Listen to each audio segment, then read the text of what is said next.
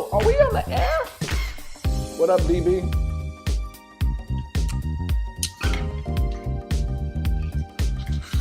What it do? Can you hear me? DB, can you hear me? Testing. 1, 2, 3. Testing. 1, 2,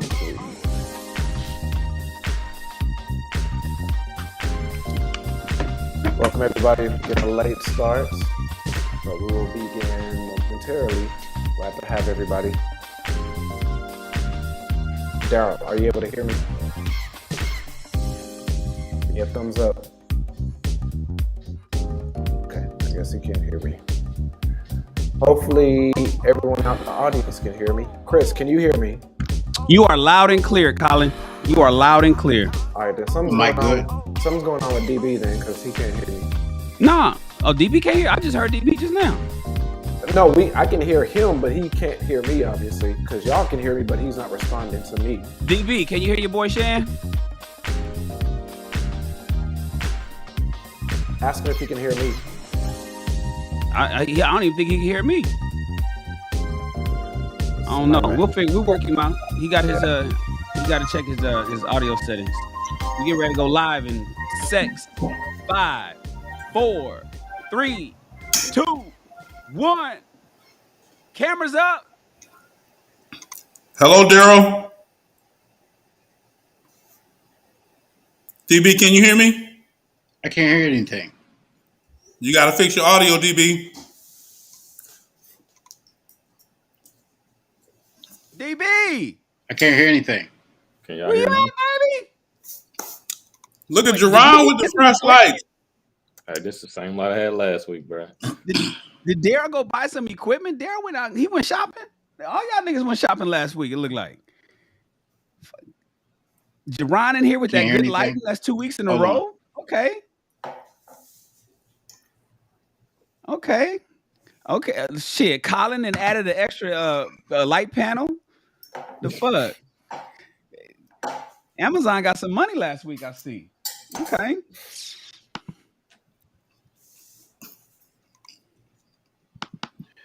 DB, you're gonna have to leave and come back. How about Just this? hit him in Volume. I can hear you. Can you hear me? How about now? Oh, DB got a mic. Yeah, DB got a mic. I can't hear or. Daryl, I'm stepping in chat.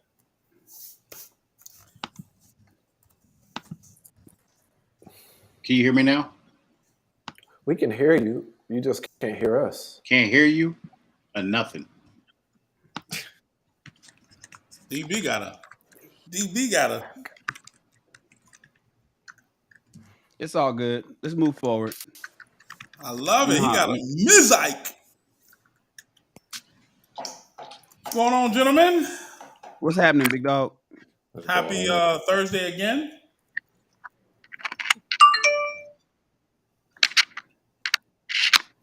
I'm doing something I typically don't do, which is eat late, but. What you eating, bro? You eating some of that good food that you took me to when I was out there? Man, listen. You think that was good? That's light work. See, the soul food out here in LA ain't soul food. It don't have that ain't even soul food because it's West Coast. That was LA just shit. That's light work. I ain't had no soul food. I ain't even took you to the hole in the walls. Food, but I ain't had no soul food. I ain't even took you to a hole in the wall yet. Alabama, Georgia, Texas, Mississippi. I can't hear anything. Tell Daryl. The only problem is, see, I'm gonna fuck around and catch type 2 diabetes, high blood pressure eating y'all motherfucking soul food. See, am I looking for hypertension? Am I gonna go eat y'all soul food but come home with hypertension? You will in Mississippi. No, that ain't. And in New Orleans, they say if it's, what did they say? If it ain't, God, they got a saying, it's like if it ain't seasoned, it ain't cooked or something like that. I'm gonna think of it in a minute. Mississippi. Oh, you said Louisiana. Yeah, they got a saying like he's come back in anamorphic. Something. I don't know. It's gonna be Daryl, always. Daryl, can you hear us now? I can't. Yes. My mic is not working. Can you Your hear mic us? is Sir? working. Can you hear We us? can hear you, Daryl. It's a little delay, and you got to change your camera settings to get it off of 480, put it on 1080. That's I don't know. hilarious.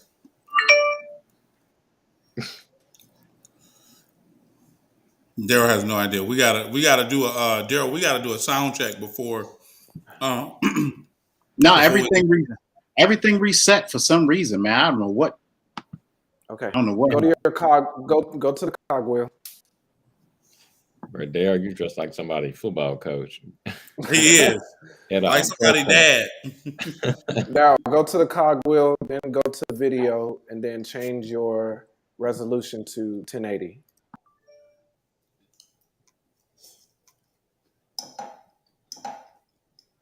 Daryl, can you hear me? Huh? I'm gonna just call him. Just call him. Daryl, if you can hear me, do a thumbs up. Yeah, He can't hear anything. He's going on. I'm gonna remove you, but no hard feelings. Colin, just call him. That'd probably be the best. Don't have his number. You don't? I thought I sent it to you. Did you?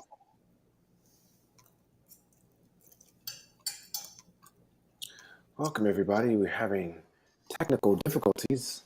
I know. Welcome to Ask a Black Man Anything, where you can ask us anything after we clear up our technical issues. Facts. I think Westham having issues too. Him and Shaheed. No, Shahid's here. Oh, now he's here. He said he was having issues at first though. But that was the deal. Yeah, my app was tripping. It was going slow, like lagging. It's just one of those nights.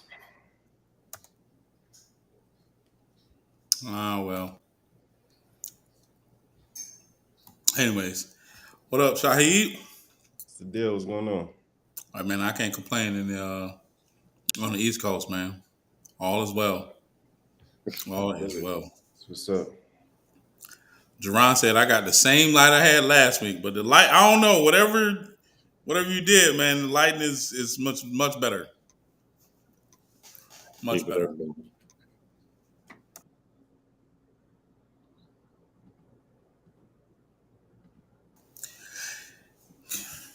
Colin, are you calling DB, or do I need to give you his number still? I need his number still.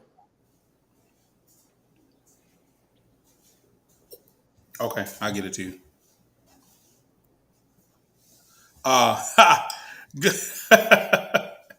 So we appreciate the $5 super chat.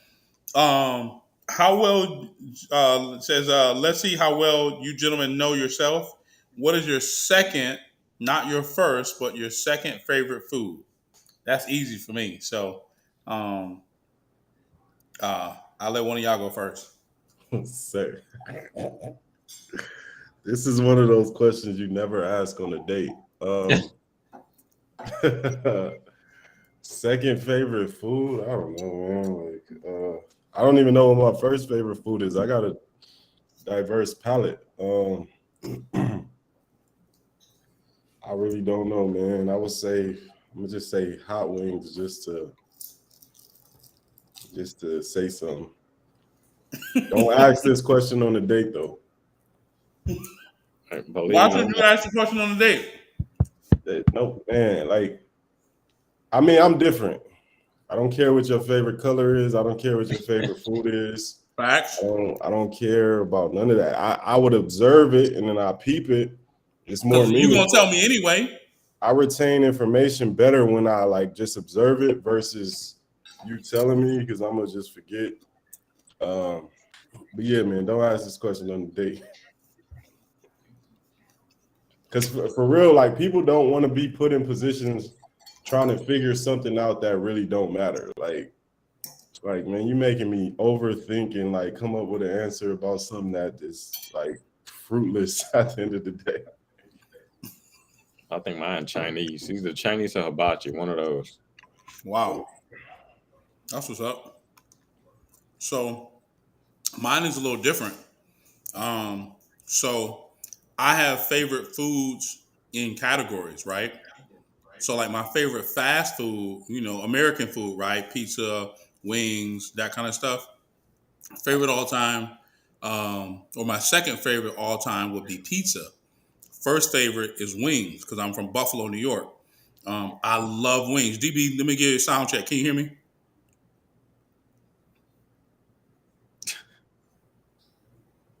No audio. DB, you got to go to the cogwheel. I'm sorry, I didn't even send. Let me. Hey Siri, call Daryl. I'm gonna go on mute. Just to confirm, calling Daryl Bailey. I'm here. Oh, there. Oh, beautiful. All right. Okay. So can you hear us, Daryl? I can. All right, great. Something, Okay, good. yeah, my mic. Something's when you plug the mic up, it silences everything else. I mean, all the settings have reset, so I don't even know what's really going on. I'm here. So Well, that's good. So like my favorite like eating out, right? Or second favorite eating out. I would probably say, and just FYI, let me kind of tell the audience this. Anytime you want to ask a question and you want us fellas to answer it on the panel, you can always put in a $5 or $10 or $20, $100 super chat, $1,000 super chat, and we'll answer that question live for you, just like we're doing this particular question here.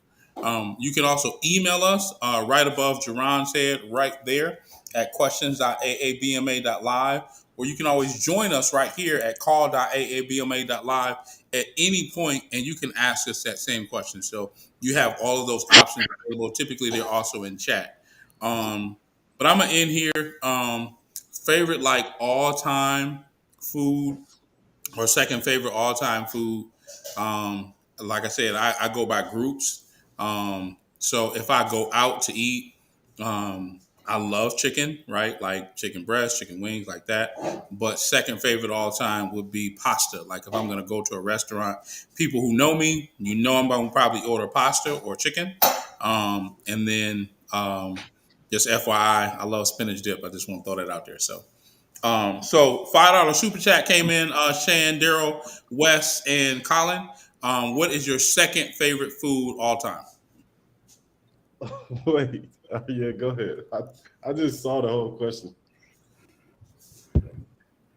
How well we know ourselves. Listen. It's a $5 super chat. We're gonna answer. I respect it. Right, because apparently, you don't know your first favorite food. But anyway, Shan, your second favorite food. Damn. That's odd that in 50 years I've never been asked what my second favorite food is. So I would have to say well, he didn't ask that. Goddamn. Pancakes.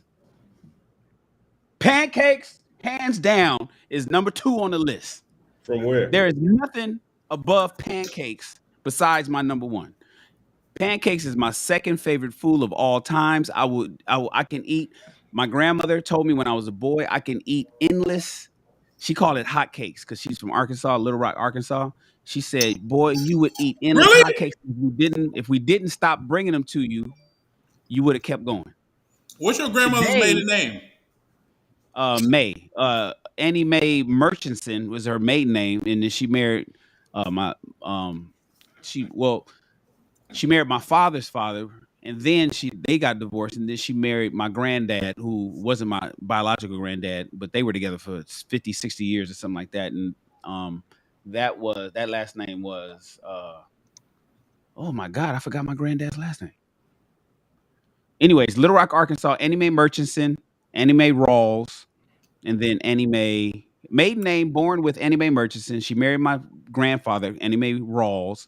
They divorced, and then she married my grandfather that I know and grew up with and kind of helped raise me. Annie Mae.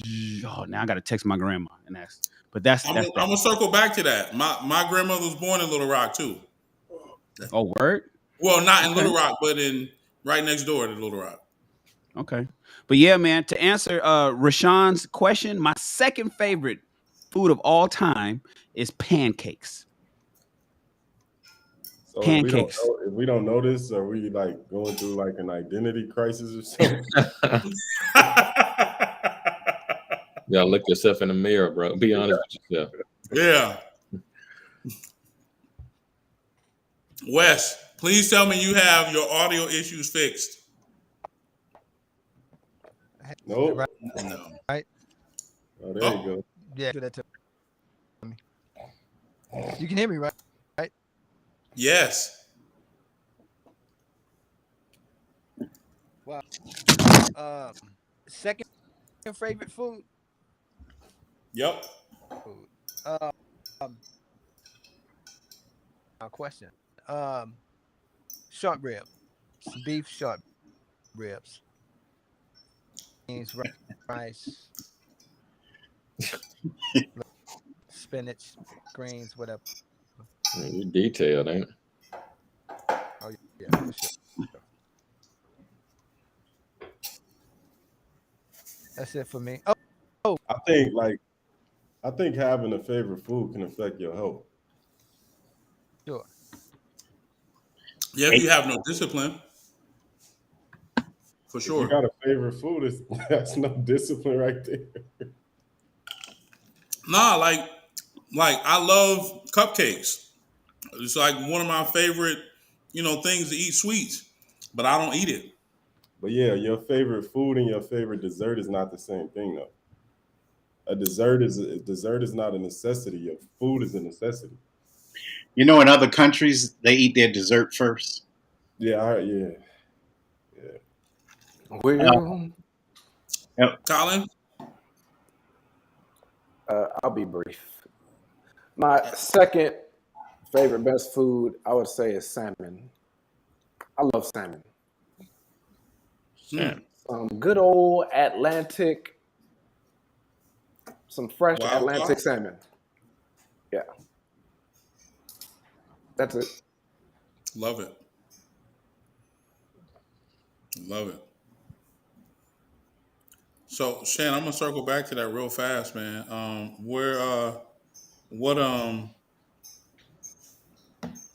How old is your grandmother? Muted. Shan, you're muted. So all my grandparents have passed. She was the very last grandparent. The one we're speaking of was the very last grandparent that passed. She was born in 1925. So that would Dang, make her she is- today. Yeah, that would make her today 98. She's 3 years older than my grandmother. My grandmother's 93. Word. She'll be 94 this year. And you said she passed away? Yeah, we lost her in, I believe the year was 2015. Oh, I'm sorry to hear that. Yeah. Oh, she lived a full life, man.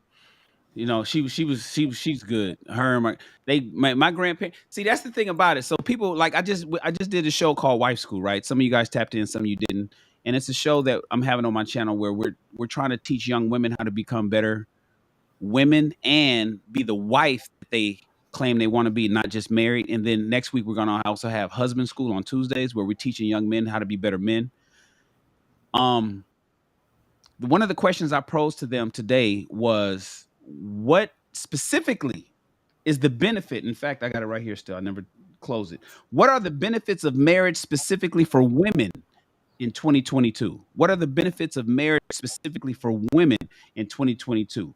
And one of the ladies on the panel said companionship, stability, security. Another one said happy. You guys all know happy. Happy was like share a vision with someone, and the counter argument that I had gave the ladies was, well, 50 years ago, right around feminism 1, feminism 2, where we had the suffrage of right to vote and right to work, women needed husbands. You needed a man so you guys can have something, because women just couldn't survive without. But women really don't need that today, right? The thing about my grandmother, Chris, is that my grandparents fucking were so attached to each other. It was almost like they were attached at the hip, and they went to casinos. I don't know how your grandparents are. I don't know how your grandparents, but they went to casinos. Every time I talked to them, they was in fucking Vegas, or they was down at somebody's. They was pulling slots, and that was just the thing that they did, and that brought them joy. I don't know that relationships is going to be like that anymore in the future, where two people just grow old together, become so accustomed and used to each other that they can finish each other's sentences. They really don't have any other purpose other than the companionship, and I just want you around. I don't really need you. I can really do everything alone, but I just like the fact that you're around. And when we get to our golden years and we get old and we got a pension coming in or whatever, and we just chilling, will we be able to just travel and have fucking fun? My grandmother had fun, man. She was always doing something. And so I hope that that will be the case for me, where I get old and I'm just having fun with somebody, like my grandma did. So when people are like, man, I'm sorry to hear that, my grandma wouldn't tell you to be sorry for her. She'd be like, shh, I had so much damn fun on this planet while I was here, traveling, buying stuff. They bought a car all the time. They was always doing stuff. I'm looking forward to that kind of life that my grandmother and my grandfather had. So, yeah, so I appreciate the condolences, but for her, she lived it up. Yeah, I love that, man. My grandmother's very sproutly herself, man. I I missed my family reunion, but my mom went live a couple of times, and if I posted that video of my grandmother popping up and down out of the seat, kicking her leg up, I'm like, if you don't get your 93-year-old tail somewhere and sit down, but it's definitely a blessing to be able to have, your one, two, three, however many generations up. So, to anyone who's lost a family member, especially over the last 2 years, it's been rough for all of us. So I just want to definitely send my condolences, whether they lived a full life or not. But welcome everybody to Ask a Black Man Anything. Happy Thursday night. Happy Friday, Junior. It is the best damn show on Thursday night. And the second best show is the Shannon Ross show, if I do say so myself. Um, uh, I believe we have a guest already. Is that true, Colin? Yep. Perfect. Uh, let's welcome her or him. Well, we had her. Turn the camera off, I believe. So there we go. Oh, hey, Danielle. Good evening and welcome to Ask a Black Man Anything. Welcome to our show. What question do you have for the gentleman tonight? You're muted, Danielle. Are you on mute? You got to come off mute. I am. Hi, everyone. That ring light is popping. Thanks. My question is, if we're no longer able to please your woman sexually, would you be open to her another man? Thank you for coming on, Danielle. We're gonna take you off now. Yo!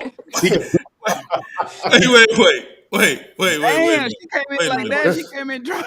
She came in hot. Everyone say good night to Danielle. Danielle, say your question one more time. No, don't say your question one more time, please. I think she's dead serious too. So let me ask this question for context, Danielle. Okay, go ahead. Is this a personal struggle? No, I'm just curious. I'm just asking. Okay.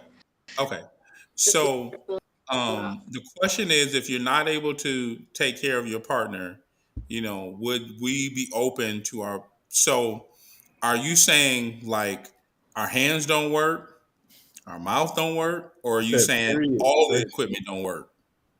Period. Just the penis. Oh.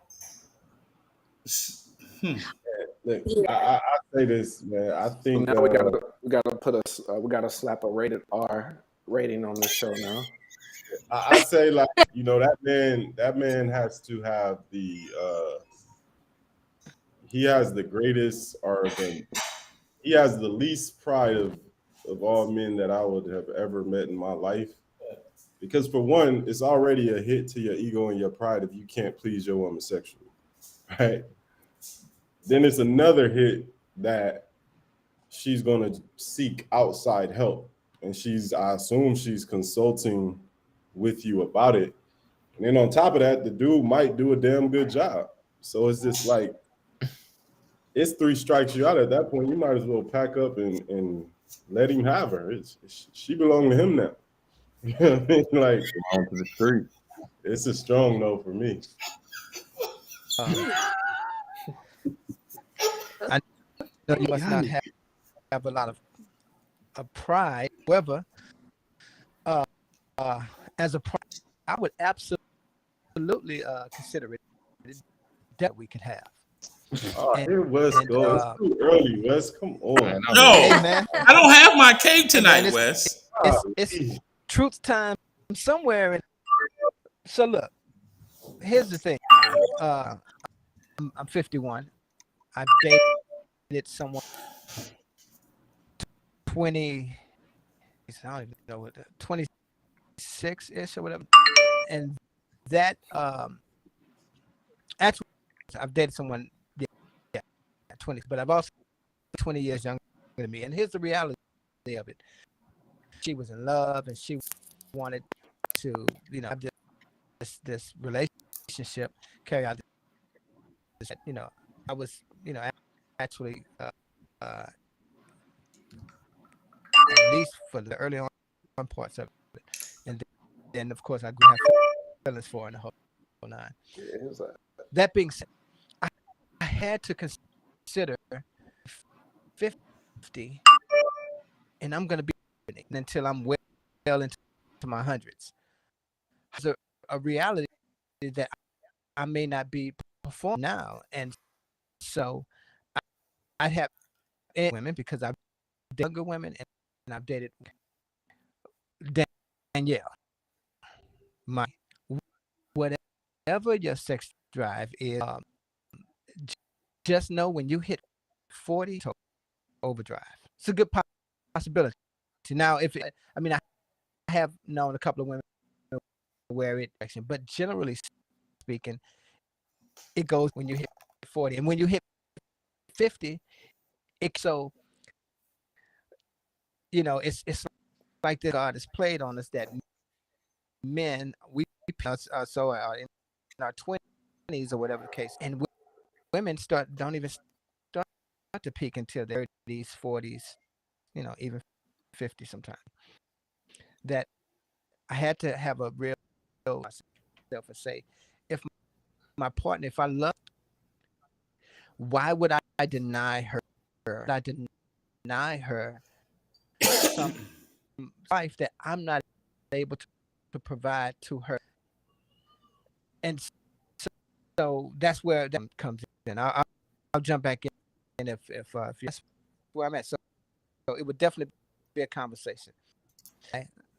Listen, I've been where you're at, Shaheed, my ego on my shoulders, and that's just not the case anymore. I still have an ego, but I know where to pull it out, and when to set it on the shelf. Most men ain't doing that, Wes. Most men gonna be like, no. Oh, I have no idea. Listen, go ahead. Wes a freaky man. That's why he want to watch.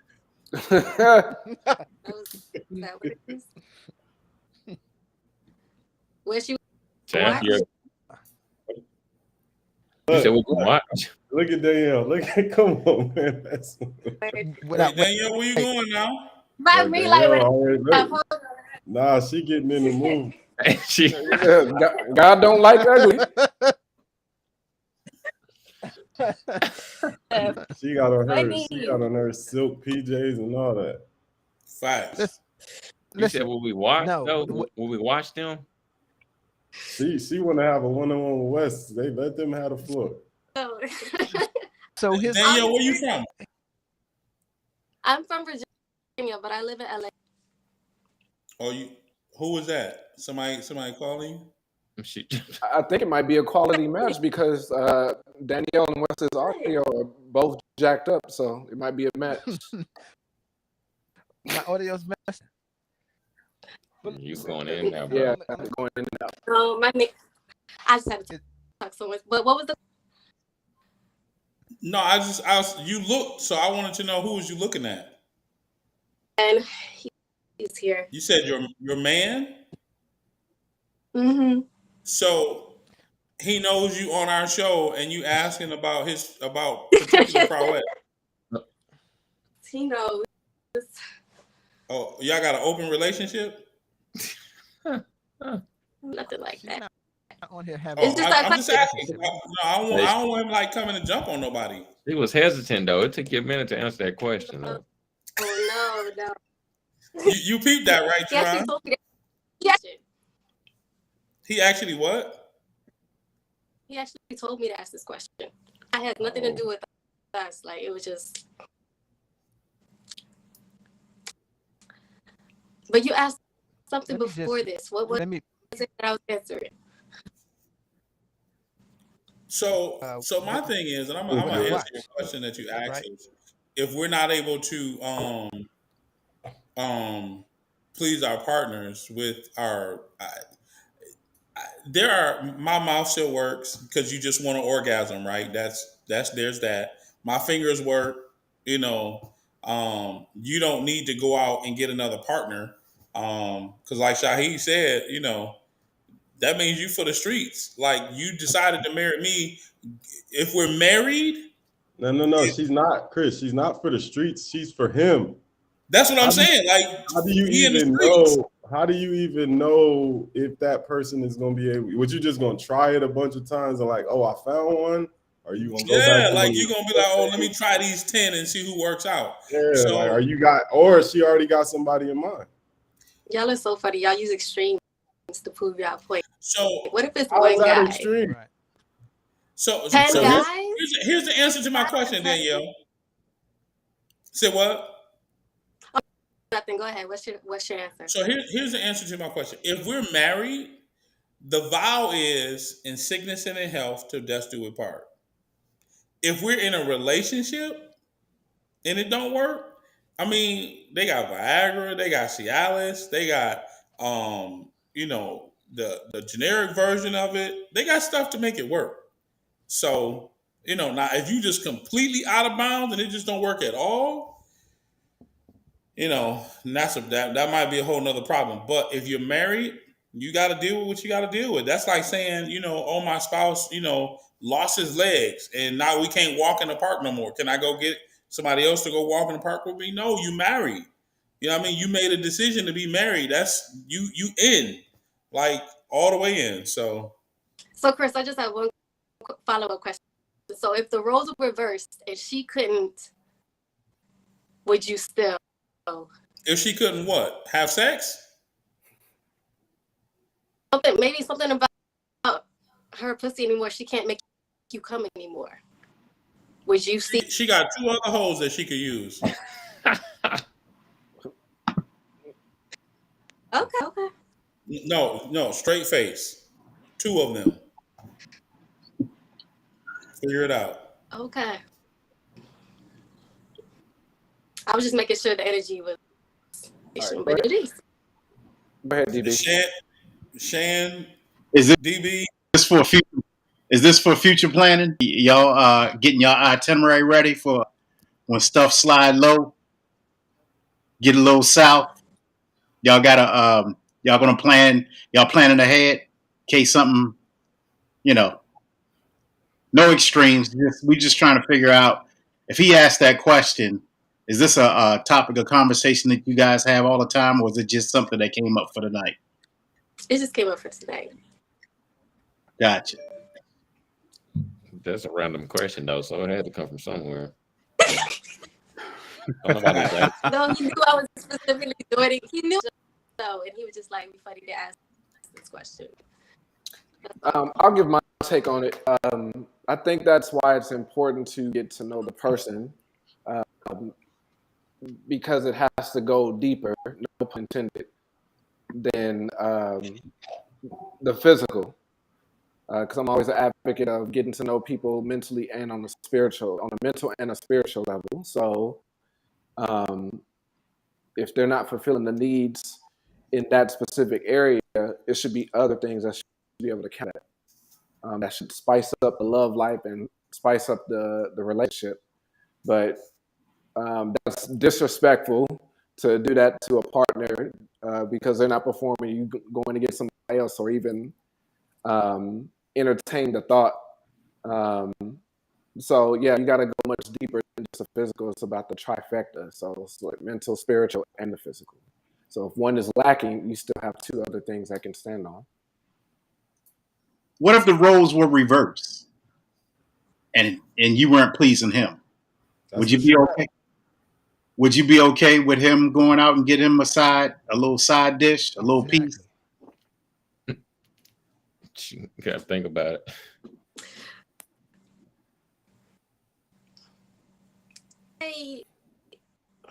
How would you arrive? How would the conversation go? Give us a scenario of how to baby.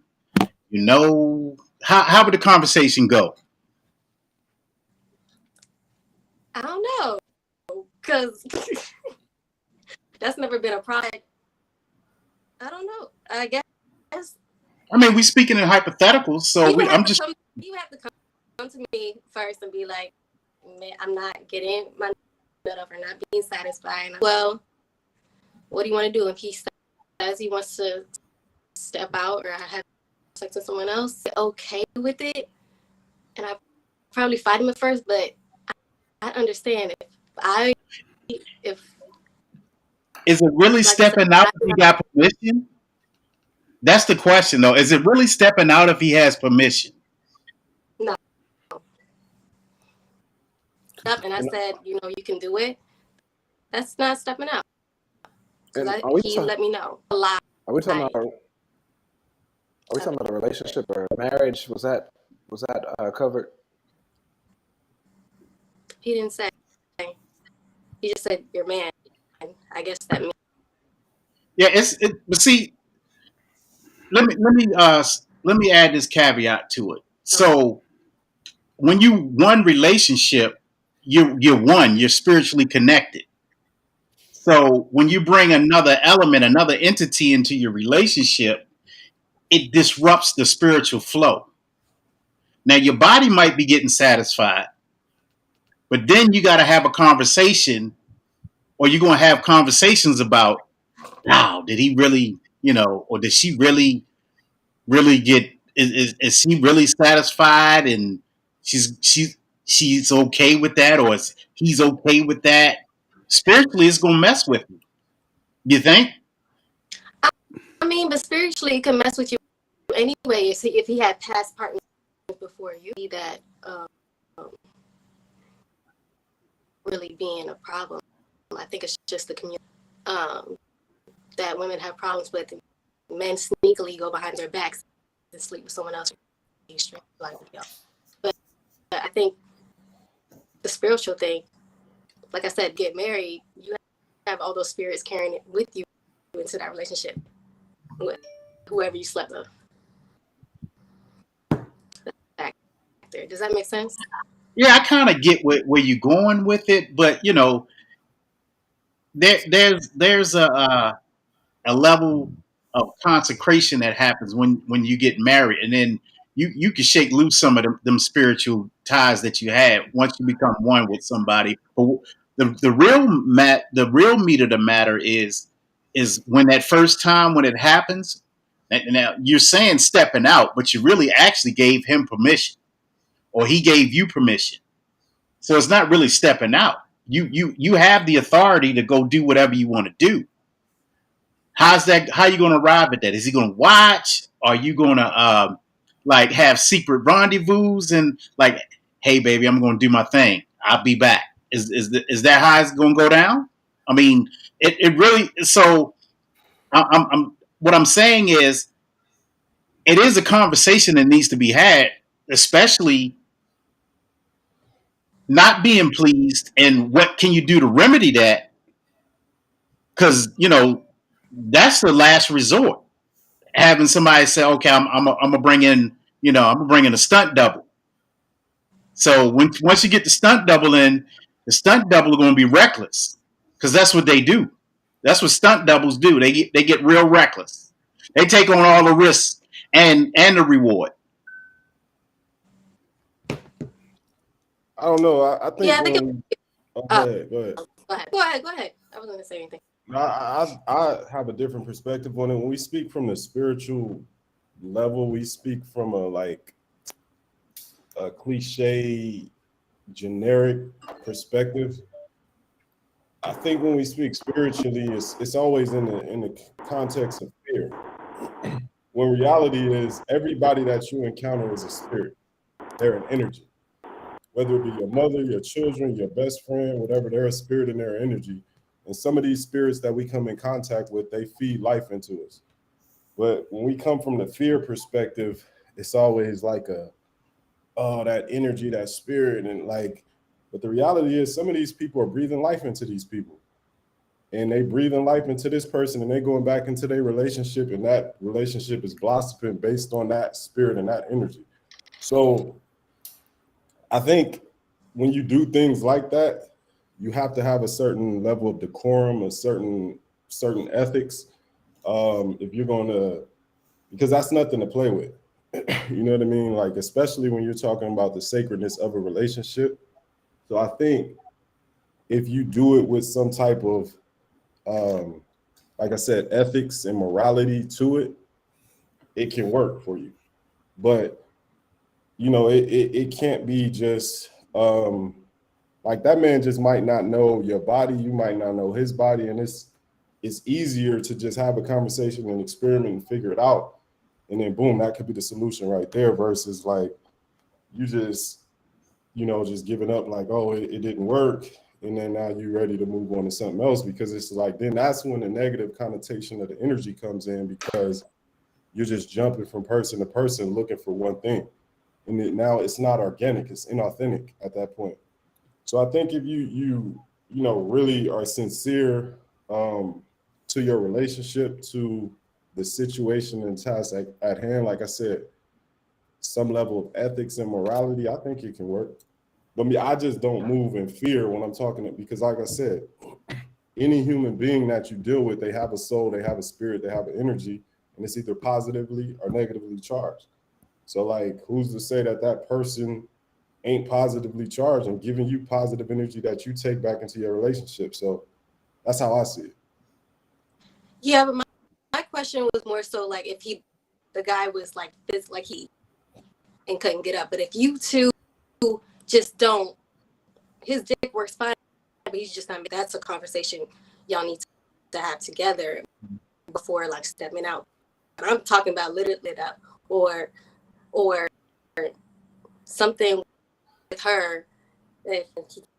But I think that goes back to Colin's point though. Like if it's just, y'all might be like, if you're not rocking with that person outside of the bedroom, why do you think it's gonna work inside the bedroom?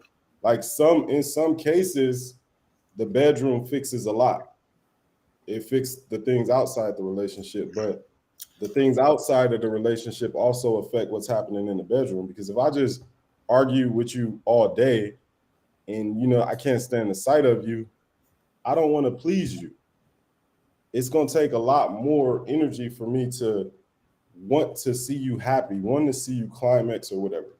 You get what I'm saying? So it's just like, I think all those elements play a part. You know what I mean? Like, so you have to be connected on a deeper level. And sometimes some people connect on a sexual level only, and it works amazing.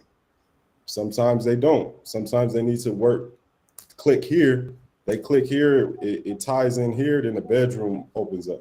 So it's just, you got to pay attention to all those surrounding things. Look at it like this. If it's just about the sex, if it's just about the one thing, it's one dimensional. If it's about the sex and the spiritual connection, it's two dimensional. If it's all three of those things, sex, spiritual, and mental, then it's three dimensional. So it's just like, it's just more deeper and deeper layers. So look at it that way. That's a way of simplifying it. But that's also why I was asking about.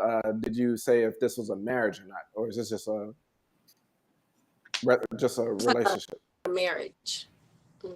It's a marriage. Yes. So, yeah, so Daryl, I think already mentioned that. So yeah, so you have your vows that you got to adhere to. So it's just like those vows mean something. So if you're not being pleased and things like that, so I'm gonna just go get something else.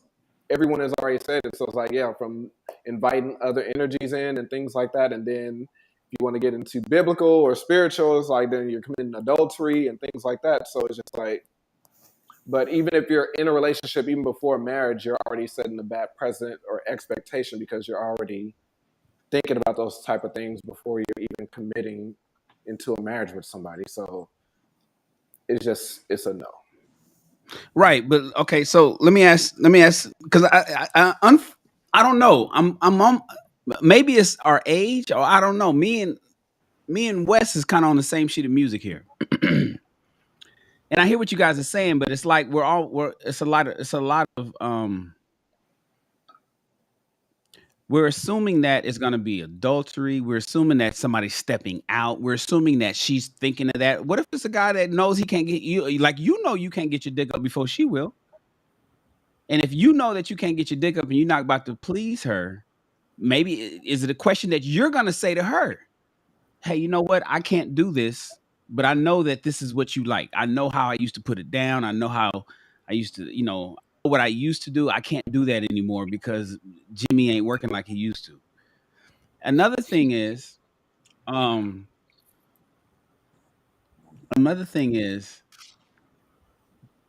Shane was losing mentioning a like, red lightsaber? no. I'm just saying. I'm just thinking about, like, is it because a lot of the stuff that we do is about self. It's like a lot of our decisions are selfish, and are we considering others? Like when we ask, like people, I like for the last 30 years, maybe 40 years, when somebody used to ask me, "What is your definition of love?" My response would always be, when somebody's health, well-being, uh, uh, emotions, mental stability, and their well-being in general becomes more important than my own. I've been saying that since I was probably maybe 21, 22 years old, right? So if you love somebody and you care about them more than you care about yourself, if you know that sex is important to her, is this a situation where you saying, I don't give a fuck that pussy mine?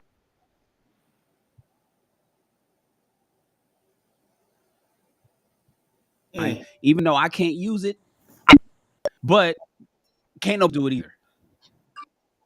And even for her, good. And I think that's where I'm like looking at Wes and I'm like, damn, but at the same time, it's like, nah, man, who the fuck? I'm on the fence with this one because it's like, nigga, that's my shit. I don't give a fuck if this dick don't work. That pussy, my pussy. That pussy is shaped. What he say in the movie Best Man? That pussy is shaped to my dick. That's mine. And can't nobody else fucking get up in that. But now you got a grumpy wife. You got, she's beguiling. She becomes quarrelsome and shit, all because she can't get her nut off. And Chris, what you says, what about that mouth? What that mouth do? Yeah, but some women like penetration, because if that's the case, that's the reason why a whole lot of lesbians still go back to men. It's like, yo, and even the dildos don't work. The strap-ons ain't enough. They need to feel a man with a hard dick. It's something about them. It's something about that. The mental of a guy fucking a woman that works for women. And so giving head will work for a little bit, but will it work for the rest of your life? Maybe not. So I don't know, man. I don't know. It's almost like I'm with West, but then I'm with Shaheed. It's like, nah, that pussy mine. That's Shaheed. West is like, yeah, but do you care about your woman? Fuck, bruh. Get off the fence, Darth. I don't know where to go. What side do I fall on, though? What side do I fall on? Do I say, man, I want my, because what's the alternative? See, we're looking at it like, okay, go ahead and like the movie fucking Indecent Proposal, where you go off with Robert Redford and you fuck him for the night, and I'm at home twiddling my thumbs waiting for you to come home. It ain't got to be like that. That's exactly how it's gonna be. Exactly, because it's like that whole dynamic was messed up when she came back. It was okay. It was over. What if it's like, nah, like, okay, Yeah, see, but the flip side is you watching somebody else beat the shit out your woman's pussy. But And you so now, when it now you a comes, cuck. Now you when a it cuck comes, in the corner of the room watching your wife get the life fucked out of her by some young buck. And what do? You know, it's like, God damn, bro, this is a tough question. You know what that does? It reduces the relationship to just the physical aspect of it. It lacks no emotional content. I'm just going to bang it out, and that's it. Get mine. Come home. We'll talk about it later. That's what that's all about. See, I'm more on the line that have we exhausted every avenue? As a man, I, I'm going to want to make a change. I mean, if I'm not in the wheelchair, we're going to have to figure this out. And I'm not downing people in the wheelchair because they still get down too. But what I'm saying is, as a man, you have to figure out what it is I need to do to get my woman to pleasure her, to get her off. And if you haven't exhausted all responsibility, please, as a man with character and heart, do not turn your woman over to the wolves out there, because it's some people out there that's going to do damage, like Darth said. Hey, yeah, get I some think toys though, and when add it them comes onto the equation and to, tag team with the toys. I'm like, you're gonna have to improvise when it gets to that point. If you don't want to lose her, if you don't want her to step out on you, you're gonna have to improvise and figure out different ways to continue to keep her pleased and satisfied. And if it's a toy that you got to utilize to assist you with keeping her pleased and satisfied, you got to be willing to let your ego down and do what you got to do to continue to keep her satisfied. yeah, but I think like at that point you've already lost a large part of her. You know what I mean? Just from your ego, just because being honest, a major part of us as men is the physicality, right? And you know our physical nature in respect to women. So at that point, like that's why for me it's an easy call. It's just like, yo, we can kind of move on in totality, because at that point now, okay, let's say I let you go off and let another man handle you physically. That's not where it stops. Now he's gonna be offering you suggestions on like, oh, this, I think you should do this. I think you should do that. And then at that point, you might say, hey, nah, we ain't doing none of that. And you become a robot, because you're only going to him for the physical need. And then you come back to your man, and now the physical component of your actual relationship is now non-existent. So he may not be pleasing you, and now you don't really have a desire to please him.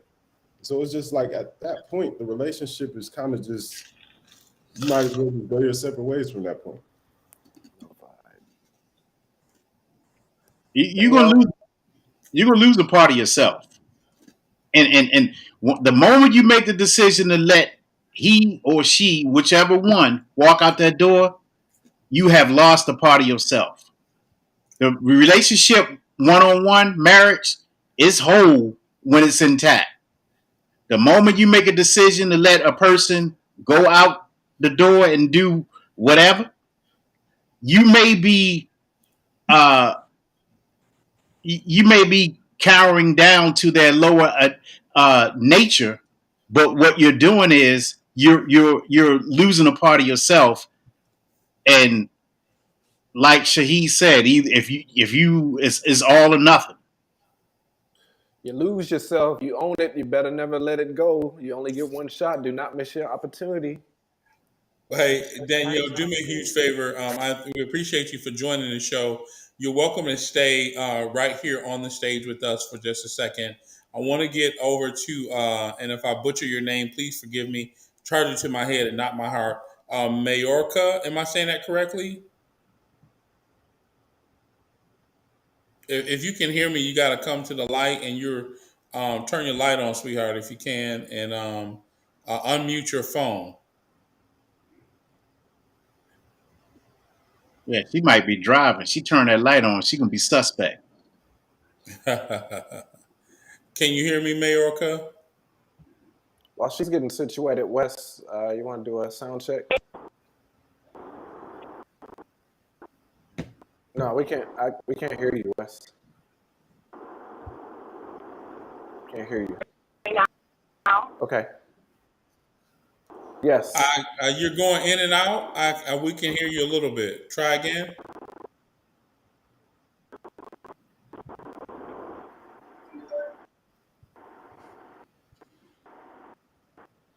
Let me disconnect it from my car. I can hear you now. Hear me now? Okay. Yes, ma'am. My car. Okay. You know what's crazy with the iPhone right now is that when you have it on speakerphone or some kind of, you'll be talking and you'll get every other word, and I think that's what we're getting from her.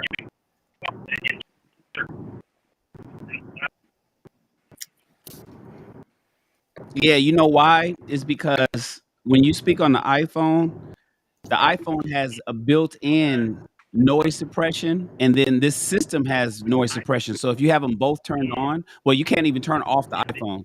So when you're talking on the iPhone, noise suppression should be turned off in this system. Unlike where we have a professional mic, we want to turn it on. So it's really weird. But go ahead, Myoka. Somebody's echoing. Guys hear me? Yep, we can hear you just fine. Go ahead with your question. Welcome to Ask a Black Man Anything. What question do you have for us tonight? Okay, yeah.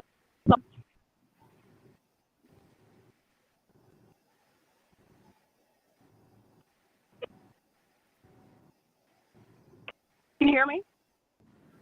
I can now.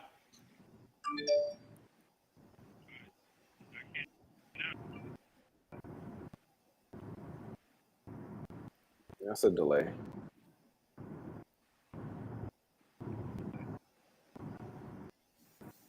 Mayorka, can you hear me okay? Can you hear me now? I can hear you just fine. Go ahead with your Can question. hear you. Okay, so why? Okay, so yeah, I'm an and I feel like some guys because I make more than them. Some men feel insecure, makes more money.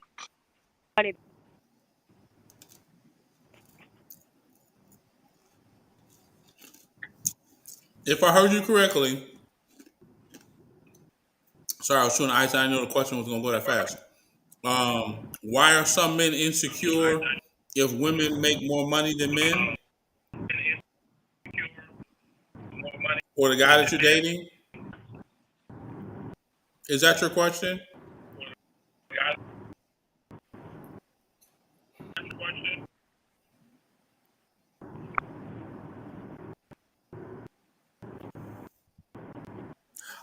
So I'm gonna go with that because that's what I heard. Can you hear me? That was what I heard.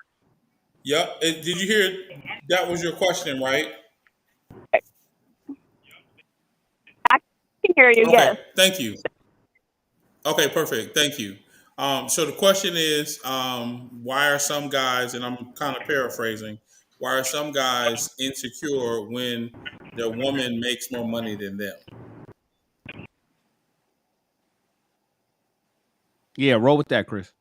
Yeah. No, that's what I'm saying. I'm posing it to you guys. I'm not going to I do can it tell you right first. now, men. Okay, so that's a trope that women have been using for years. Oh, you know what? I make more money, especially now. You know, the working woman and guys. Women have been making up excuses after excuses as to the reason why they don't want to be accountable and step up to the fucking problems that they've been presenting into modern relationships, and they look for any out that they can come up with. And so one of them is I make more money than him, and so he's insecure. These guys won't date me because I'm a boss and all that business. Let me be clear. And maybe the other fellas will feel different, but let me be clear. Men, by and large, are not intimidated because you make more money than them. We are not some meek little afraid little mouse worried and upset because your paycheck is larger than mine or his. The issue that men have is what comes with you making more money. Far too often are women emasculating men these days. You guys are disrespecting men and changing the order of things simply because you've achieved what your father told you that you need to do. Make more money, get that degree, become a doctor. Because you make more money Hey, and hold on men do real not quick. want to Hold on real deal quick, with the Shan. shit that Mayorka, can you mute your comes mic? with uh Mayorka, can you Colin, mute your No, mic? we can man, mute all of her. that. Right. This is an audio thing. So it's weird because I'm muting her in the back, but it's still not muting her. Like it'll X the speaker, but I'm still hearing volume on her side. I don't know why. Oh, hold on. I just muted her. What's No, it's happening still is there. It's still there. I don't hear it. No, I don't hear it anymore. Go for it. I think she just. What's happening is men are I tell you what men don't want to deal with, but men don't deal with is what comes with the fact. It's like when women are given that opportunity to make more money and she's presented into a relationship. You know what? I seen a meme one time that said, "You don't lower your voice. Your paycheck's not big enough." And I thought to myself, why? And it was, and it was a bunch of women in there high fiving. Yes, girl. Lower your voice. Your paycheck's not big enough. And that's what's being. And the reality is, it's not that the paycheck is big enough. It's the fact that you have the audacity to say, lower my voice. Lower my voice. Or submissive to you because you make more money. You want me to become more beta and simpish to you because you make more money. It's not that you make more money and I'm upset about the paycheck. I'm upset with the way that you are upset with the way that women emasculate them because women make more money and they think that that's the actual pinnacle of success of some sort, and they're projecting that onto the relationships, and men don't want to deal with that. And a lot of women are just turning around and saying, oh well, you're just intimidated by me, you're intimidated by my success, you're intimidated by how far I've gone and you haven't gone that far. I got the raise and you didn't. I got the job and you still are over there driving buses or doing whatever you're doing, and you're not making the kind of money I'm making, and so you must be intimidated by me. Men are not intimidated by women, not because of a paycheck. We're intimidated. We're not. I don't even want to use intimidation. We're just upset and don't want to deal with the attitude that comes with the fact that you make more money and you think that you are somehow more. You can assert your dominance over a guy simply because your paycheck says that, and that's what I think that men are not wanting to deal with these days. Yeah, I don't. I agree with Shan, but also just modern society has been confused to the point. Yes, men are supposed to be the providers, absolutely, but now financial gain is the only way of provision to most modern people. So a man that sees a woman that makes more money than him, like Shannon's right, he does not care at all. But it's just gonna be met with resistance. Like now you don't think, like, what good is your money if I'm smarter than you? If I'm more intelligent than you, where can your money lead us other than to a nice vacation? What good is your money if I'm more competent security wise? You making 10, 20 grand more than me does not change the fact that I'm going to get up and take the bullet if somebody intrudes into our home. But we've been so encompassed with this idea of earners that we lose the value of everything that's really important. Like, I can't think of any benefit a woman gains over a man because she makes more money. the women see the benefit. Like to Shan's point, they think they can tell a man to lower his voice now because they make a couple grand, 10, 20 grand more than the man a year. So I would have to, it would be up to the women to answer, like, because the women are the ones that more so seek the financially secure partners, right? Like I said, I don't care, as long as a woman meets certain criteria that I have to be my partner, I don't care how much money she makes. Because it means nothing to me. You making 100 grand a year means absolutely nothing to me. I can't do anything with it. Like, I mean, I can do a lot with it, but the reality in today's relationships and whatnot, it's not really meant for me. Like, I think at the beginning of tonight's show, I think Shan asked, what do women gain today in marrying? And to me, the first thing that came to my mind was like, shit, you inherit half of another man's legacy, like off the rip. So yeah, this idea that men are, and it may come off as intimidated because they might just run away, like they might have, fell victim to the social norms and ideas that people put out, but no man is thinking of himself lesser a man because you make 10 grand more than him. That's some good stuff there, bro. And I just want to speak to three things. One, insecurities. If you are insecure as a man, you're gonna be insecure about everything, not just that one aspect. Secondly, we have come up in a generation where women are more educated, they're more sophisticated, they're going to make more money because that's just the statistics. That's what it is. However, the lost in translation are a lot of men that are listening to that jargon and accepting it no matter what their income is. And the fact of the matter, that speaks to leadership. It speaks to leadership. And if you're looking at, and the final point I want to make is a lot of women are high earners and they're actually canceling themselves out of potential relationships because of that $20,000 to $30,000 gap, saying he doesn't make enough more money for me to be in a relationship with him. Well, you earned your money. It's your money. I get it. But at some point, if you're going to be in a relationship, you still got to let a man be a man, no matter how much money you make over him.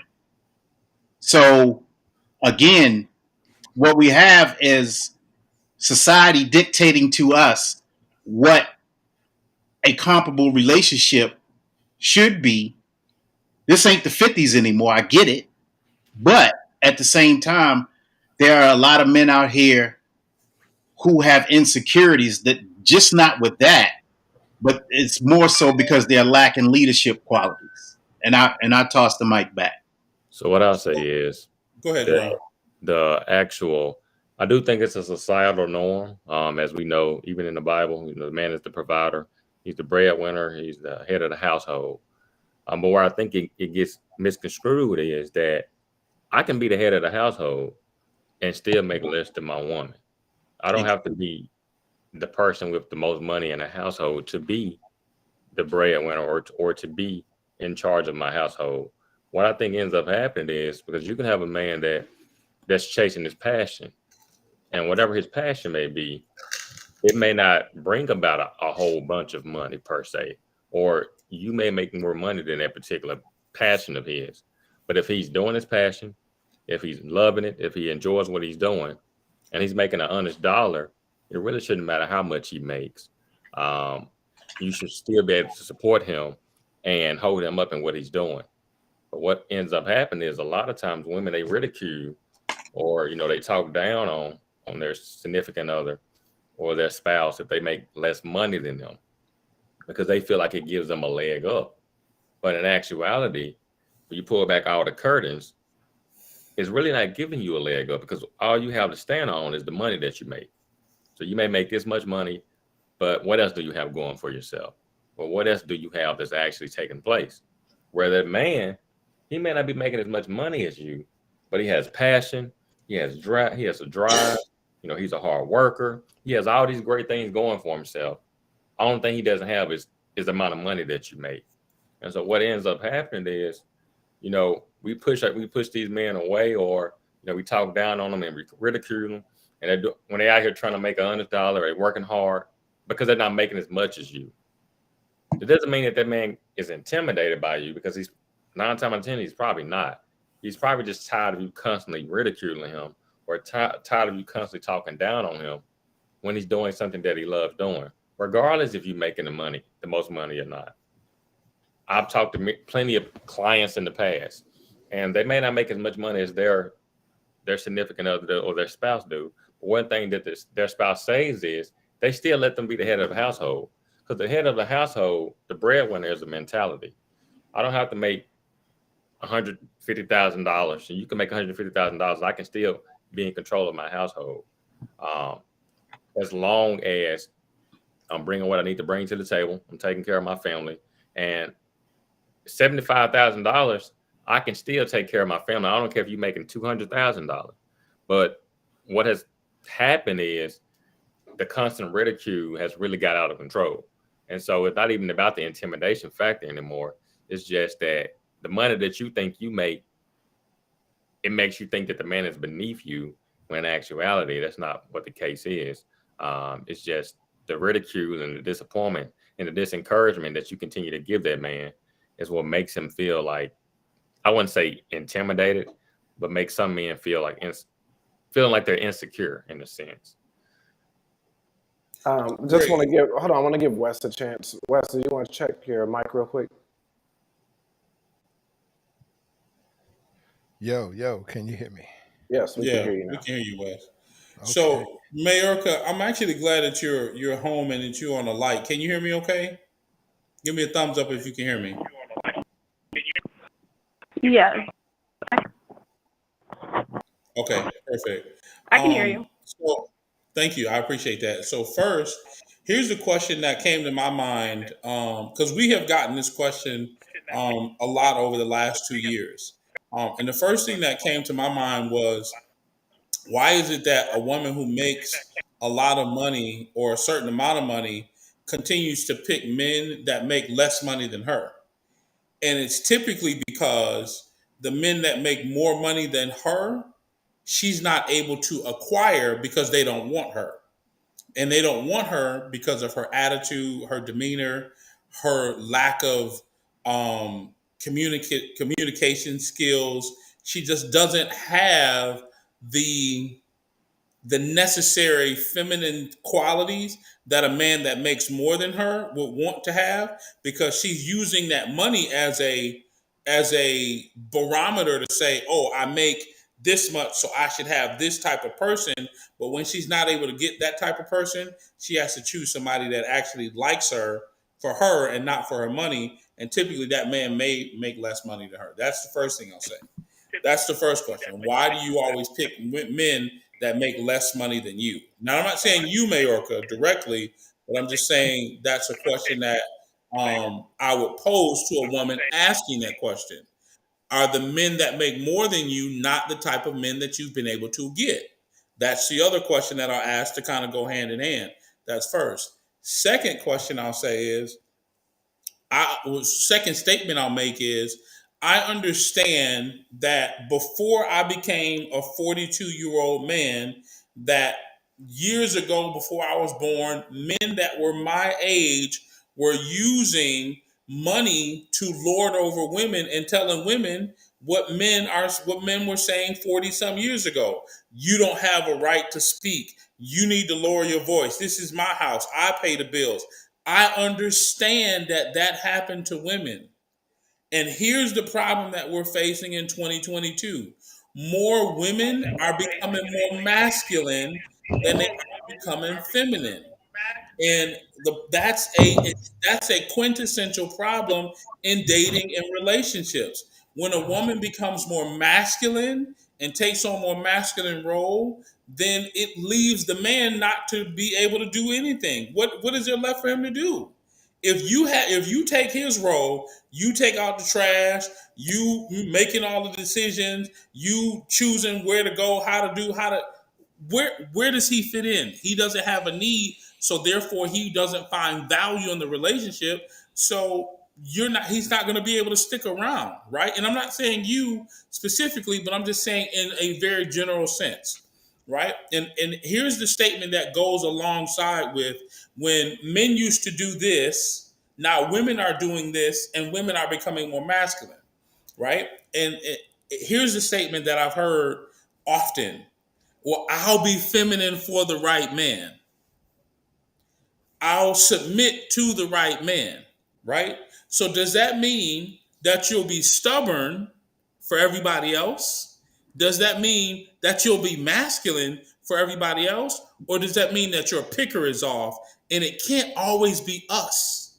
At some point, you have to take the responsibility, like Shan was saying, and look at yourself and saying, why am I so headstrong to lord over with my money? Why does that make me the dominant partner? Money does not make you the dominant partner.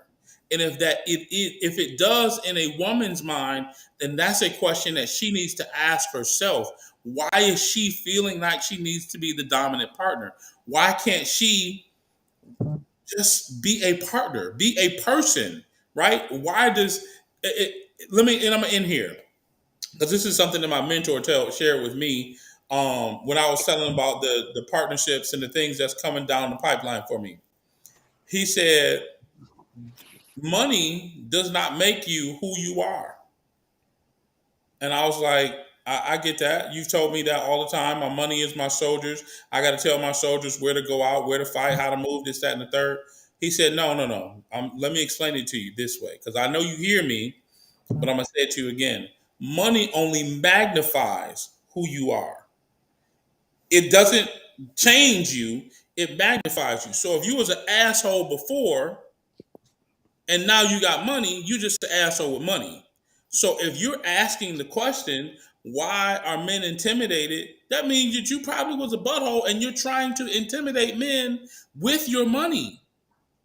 So you were still that way before you had the money. Now you got the money and you're still that way. Money's just making putting it on a larger scope. And that again points back to you, the person. And I'm not saying you specifically, Mayorka, just you as the person that's lording over, because it applies to both genders. But in this particular situation, a woman is asking a question. So that's my answer to that. Sheesh. Did you get all that? I did for the most part. The other part I was driving, but no, I was just asking the question because my friend and I were having this little discussion about that. Your male friend? Girl. Okay. Are you in a relationship? I'm not. I'm actually not currently dating like that. I think I'm working on my business right now. That's my main focus. So. How old are you? 28. Okay. And where are you from? Huh? Where you from? Houston, Texas. Okay.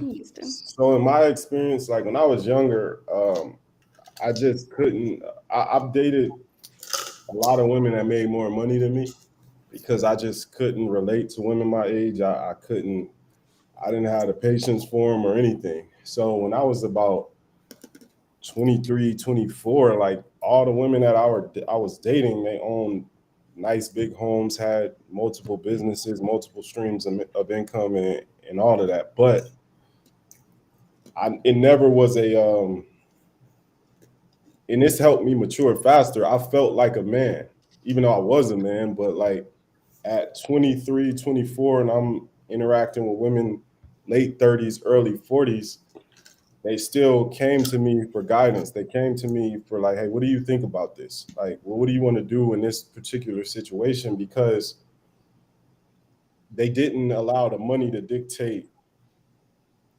the man and the woman dynamic, right? So again, like I said, money can't buy protection.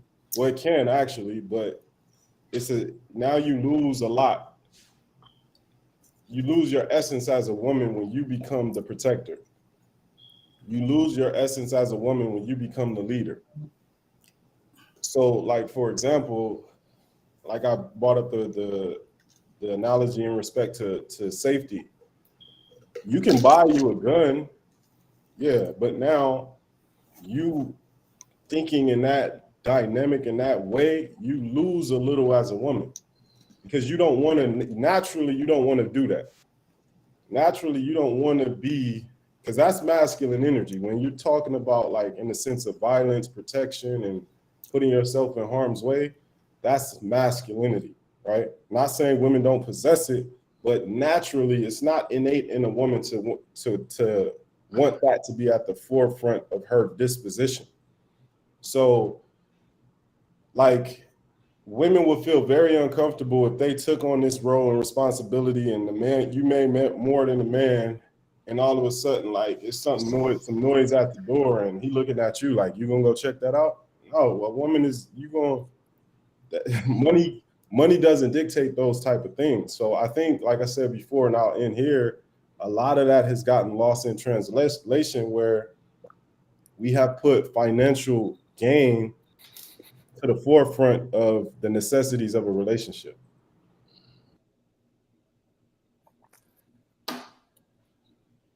It's pretty interesting though. You come across a lot of women and that make a lot of money, and then you get to talking to them, and just casual conversation, and then you ask them, do they have a husband or do they have a significant other? And their first word is no.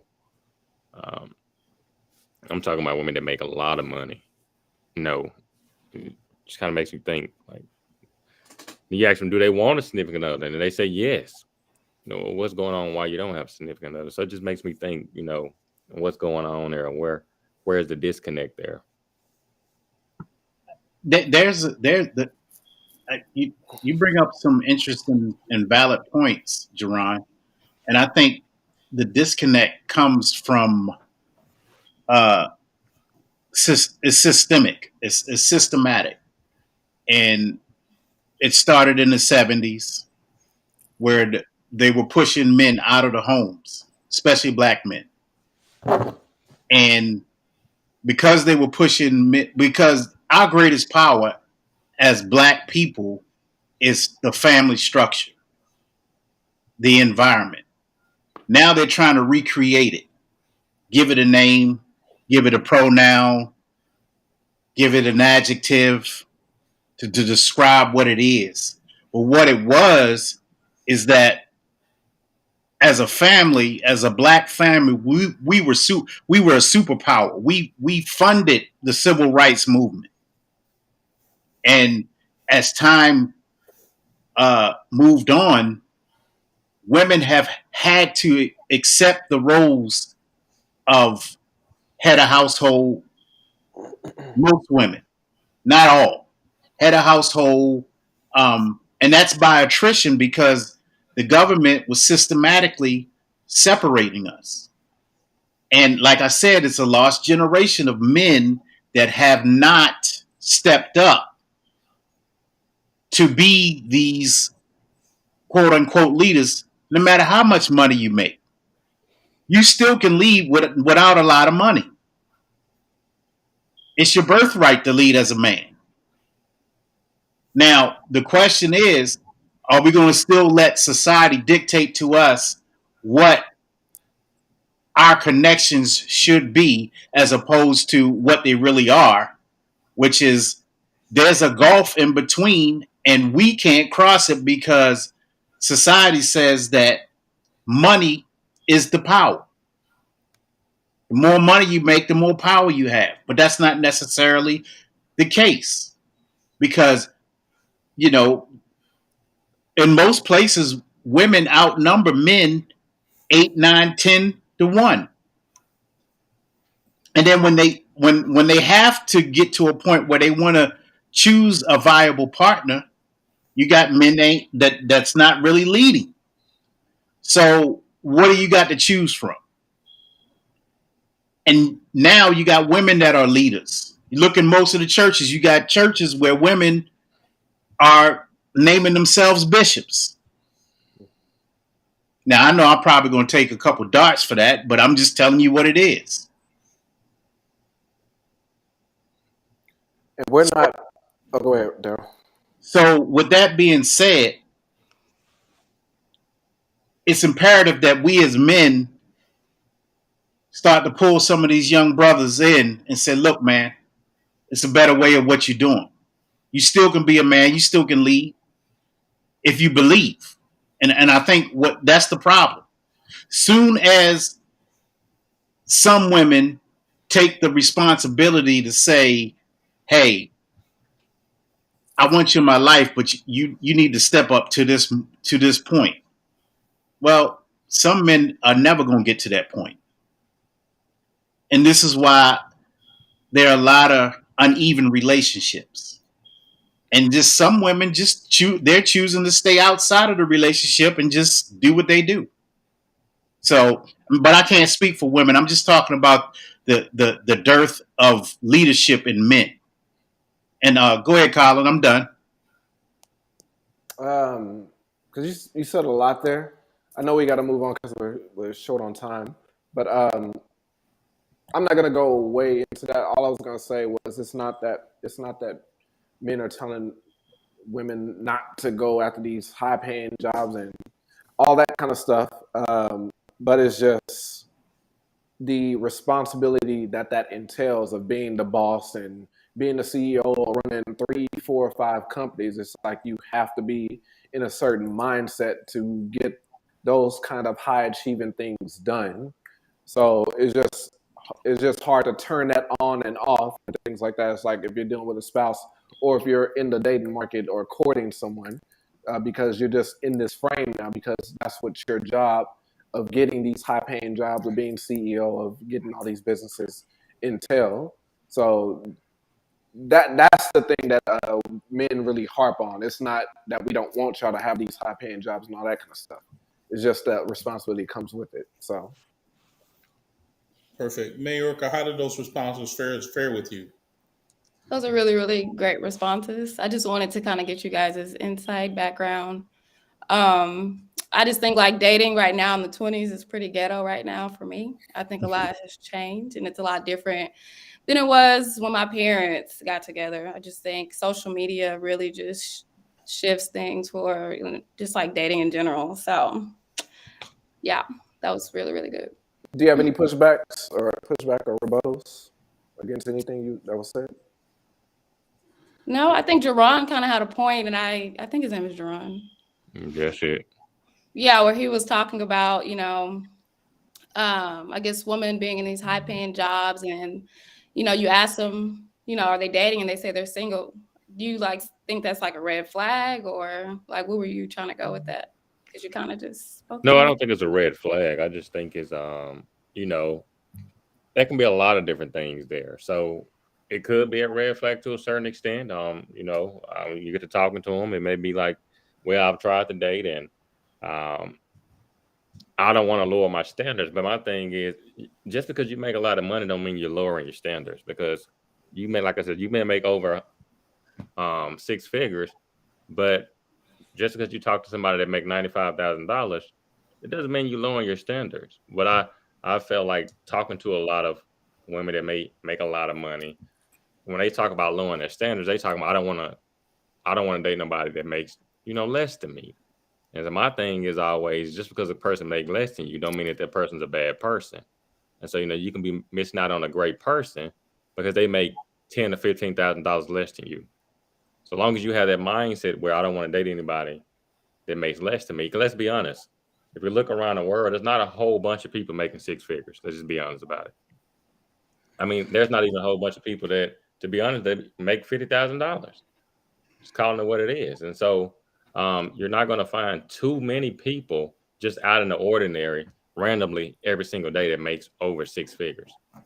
And so, if you do find a few people that make 6 figures, and then you get into talking about, I'm not willing to lower my standards, but then you get to talking, why are you not willing to lower your standards? Because I don't want to date anybody that makes $10,000 less than me or $15,000 to $20,000 less than me. Then I just think that's a problem, because now you kind of set yourself up into a situation where you may not ever find anybody if that's what you're looking for. And then, like I said before, you could be missing out on great people because you have this wall built up because you don't want to date anybody that makes less than you, because you don't think that they will be able to be a provider for the family. But like Daryl said, and other people have said before us, just because you make less than somebody don't mean that you can't be a great provider for your family. I know plenty of guys that make less than their wives, and their wife still listens to them. That husband is still the provider of the family, and he's still the breadwinner. So that's what I was talking about in terms of that. Okay, I was just asking. Perfect. Majorca, am I saying your name correctly? Majorca, yeah. Majorca. Chris, this is Shan. Before you.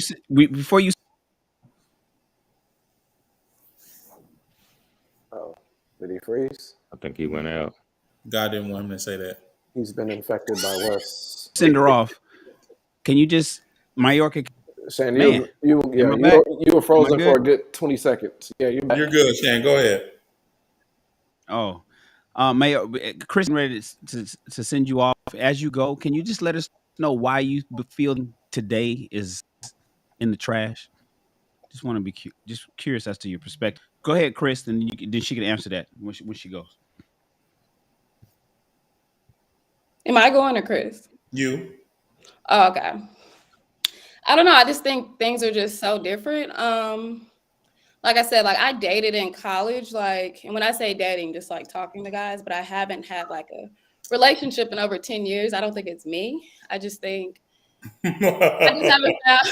just think I haven't found the person. And I'm also just like focused on building my foundation. And then whenever that time comes, God is going to make it known to me. So dating for me is, when it happens, it's going to happen, but I'm just not focused on it. I won't even respond to that. I won't either, because we'll be here for an hour. Right. Somebody said because it is. I'm dead. I heard a couple. And everybody that thinks that way does not take accountability for their actions. Majorca, please pull back up next week so we can address. That's what I was saying. What I was going to talk about was definitely going to send us into like overtime. So I was like, I'll cut it short. Pull up Tuesday. I have a one-on-one conversation. Y'all gonna be on my neck next week. So. Yeah, no, we're not. No. It ain't. It's more pieces to the puzzle than it's more pieces to the puzzle to this. And I really think she didn't answer Shan's question in totality, but we're gonna get that next week. She gave us enough. Majorca, Shahid has a show on Tuesdays right here on this channel, and also Chris has a show on this channel on Sunday. So you can, and they're all call-in shows. All of our shows are call-in, so you can pull up on either one. All right. So we have this show tonight. We have Chris's show on Sunday. We have Shahid's show on Tuesdays. But we do want to talk about that. You've been single for 10 years, and it's not your fault. And we do want to talk about the difference between today and back when you were in college. 10 years. It's protection mode. I'm in protection Hey, mode. but you can have a business. We want to talk about this foundation that you've been working on and building. Oh, we got some stuff to talk about. Yeah, let's have a conversation Tuesday. Yeah, because I rip your new butthole. Hey, anyway, you can have a business and be dating at the same time. Before I get started. Anyway, we appreciate you, Michael. Thank you so much. The loyalty nowadays is just not there. So. Oh, goodness gracious. Yeah. But you can be building a foundation and building a foundation with somebody at the same time. But yeah. See, Jerron is coming. Jerron is coming for violence. Action for me. I can't. I've tried. I've talked to people, but it just hasn't been the best fit for me. So my main focus is my business. Build that foundation. Do what makes me happy. And then when the time comes. And you said you're 28, right? 28. 28. Okay. My mom and dad met and they got married in 6 months. So. This ain't your mom and dad. This different. It's 2020. Okay, let me leave that one alone. Thank you so much Shaheed, for add joining that to Ask the a Black talking Man points. Anything. Possibilities versus probability. I got it. We're gonna Bye, talk in the y'all. back channel, Mayorga, so we can get your Thank you so much. information. You don't have to leave the stage unless we have another caller where we'll have to make room for them. But right now, you're welcome to stay up. One of our fan favorites, who's finally got the courage, been with us since July 1st of 2020. Wow, what a great smile. Come in here with Are them you going silk pajamas. Got the right? ambient Silk lighting. What's she pajamas. trying to do? Who's she trying to? Who's she? Wait a minute. I'm almost there. Ask the question. She is in LA. She can cook, and she been waiting to cook a meal for that guy right She not in there. LA. She in Chicago. I live in Chicago. I thought you lived in LA. No, I don't. Oh, okay. Well, that guy right there said he need a meal cook. Anyways, Lakeisha, welcome to Ask a Black Man Anything. Thank you for coming and camming up. Even though you've been with us for a whole year plus, we appreciate you so much. What question do you have for us tonight? If you were in a long distance relationship, would you move to where she lives? No. Okay. I guess I'm up. No. Why would I move to her? Like, she got the bread. She make twice as much as you. Okay, then that means she can move. I'll speak to this since I'm in a long distance relationship. Because as everybody knows, my woman is overseas, so of course I'm going over there to get my woman. But originally, of course, it's getting her and bringing her back here. But I'm going through the phase of where I want to relocate us to, because as everybody's speaking on, we're talking about dating, but not just dating, but the whole landscape of the world has changed.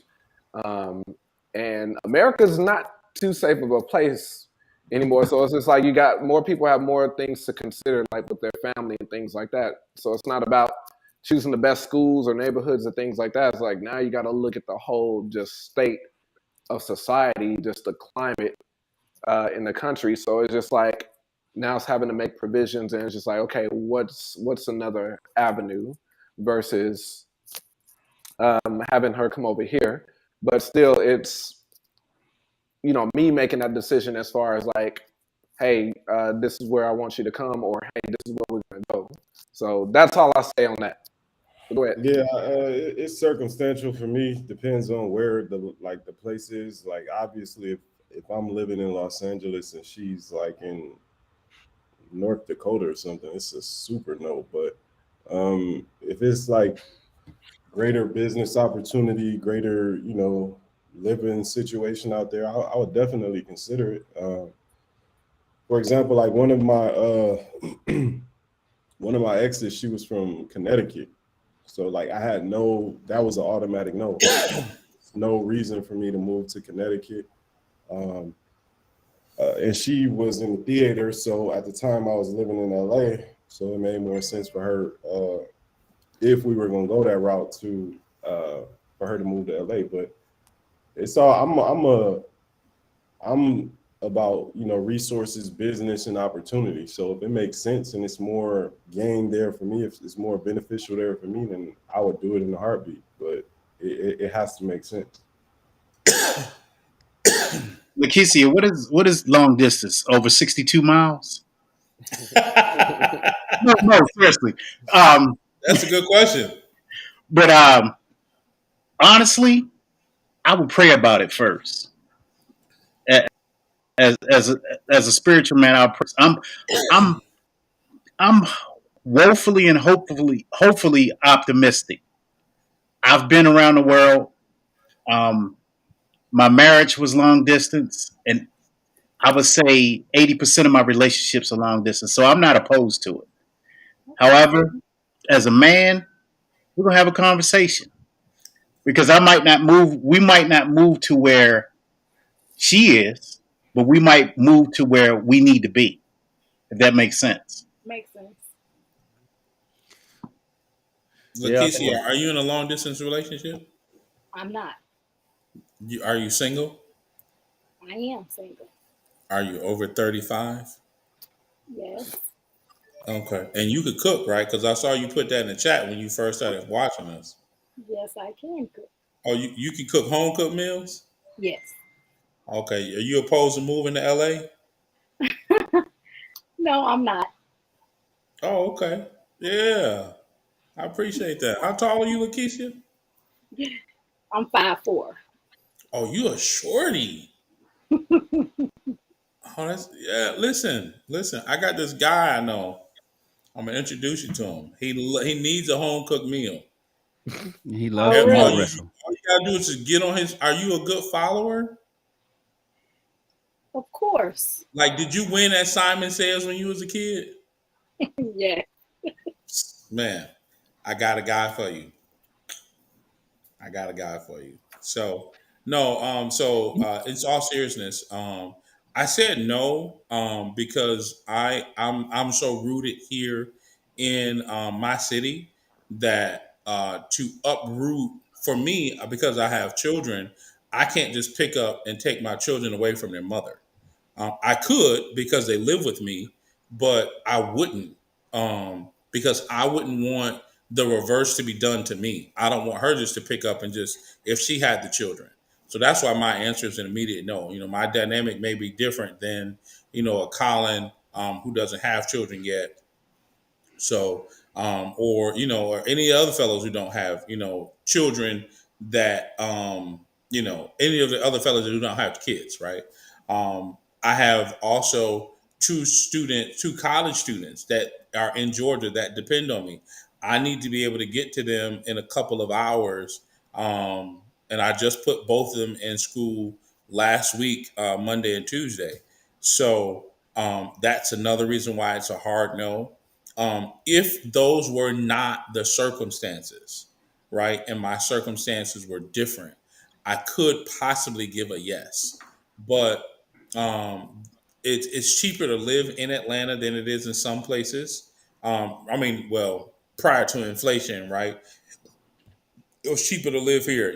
I don't know how much land costs in other cities. You can get an acre of land somewhere, some in some places for 15,000, 20,000, stuff like that. So, it makes more sense to buy land and build here. And that's what I would be looking forward to, with, my future wife. But no, that's why it's a hard no. I'm rooted so much in the community, and the different things that I'm here. I just can't pick up and just leave. So, but If great you question. don't, if you don't mind me asking, how many children do you have and how old are they? Sure. Are you trying to date me? No. I'm just gonna shoot it straight out there. No, I'm just teasing. Because no, what's so funny? Every time I bring up my kids, the first thing a woman asks is, "How many children do you have?" And I'm like, Not that, not in that aspect. Just how many do you have and are they all young? Because you no. So I have 5 children. 3 of them are in college. One is a junior, at Drexel. One is a freshman at Georgia Southern. The third one is 19. So 22, 19, well, 22, 20, 19, and then 14 and 12. I don't have any babies, any babies. My 2 youngest are in middle school. They're self sufficient. If I needed to travel out of town for a weekend, matter of fact, my brother lives in Chicago. I might need to come to Chicago before the winter comes. But no, yeah, they're self sufficient. I can leave them for a couple of days and they'll be perfectly fine. I just call and check on them. So, yeah, I don't have any babies. I'm not with that. I'm not starting over. I can't have any more kids. I'm grateful for that. I made a decision 13 years ago. Best decision in my life. Now, I'm going to say this: if you are a man and you've had your children, you take care of childbirthing so that you ain't got to be out here potentially still having kids. So, I ain't for women. I mean, a woman can't have a baby without a man, so without his sperm. So if we fix it, you ain't got to worry about it. So great question. How did the feedback land for you? Chris? I'm sorry. Go ahead, Jerron. It'd be quick. I would say I would probably be willing to move, but don't reason and way I would be willing to move. We'll have to be actually engaged. I'm not moving for someone I'm just in a relationship with. Yeah. And the good thing about me is the job that I have. So I work for the federal government. So it's easy for me to transfer to different states and always have a job. Whereas I don't have to actually go through what a lot of people do when they're trying to get new jobs when they go to different states. But that's the only thing that'll get me to move is if we engage. If we just like in a relationship, no, I'm not moving for somebody I'm just in a relationship with. I have to be engaged or already married. Jerron, could you get engaged to somebody that you were dating long distance? I could. You ain't got to ask Jerron. I could. You said somebody I was dating long distance? How long would you be dating them before you ask their hand in marriage? You asking me? Long distance. You asking me? Yeah. It depends. Like I said, I got a good feel for that because I've been through it. It's been as short as 6 months. It's been as long as 13 months. I knew my ex-wife for 11 months, and we got married about a year after we met, and then we got separated. We both were in the military. We were on whole different islands. I was in Hawaii. She stayed in Guam. So, and I was young. I was 23. So I really, really cut my teeth with that. I'm not opposed to long distance relationships at all. It's about communication. Definitely, I agree with that. You got a prayer life and communication. You can make anything happen. That's right. How long would I take before I propose? If it were long distance, it would be predicated on how often we saw each other. I would need to see you regularly in your daily life for me, because who you are over the phone is not who you are in person. It's just not. Somebody moving in your background. Wes, is your audio good? Did you want to chime in? Yeah, can you hear me?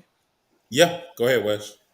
Oh yeah, my connection is just crap tonight. But yeah, man, I would definitely consider moving. But I'm at a place where I'm not tethered to Los Angeles, right? That's not my hometown.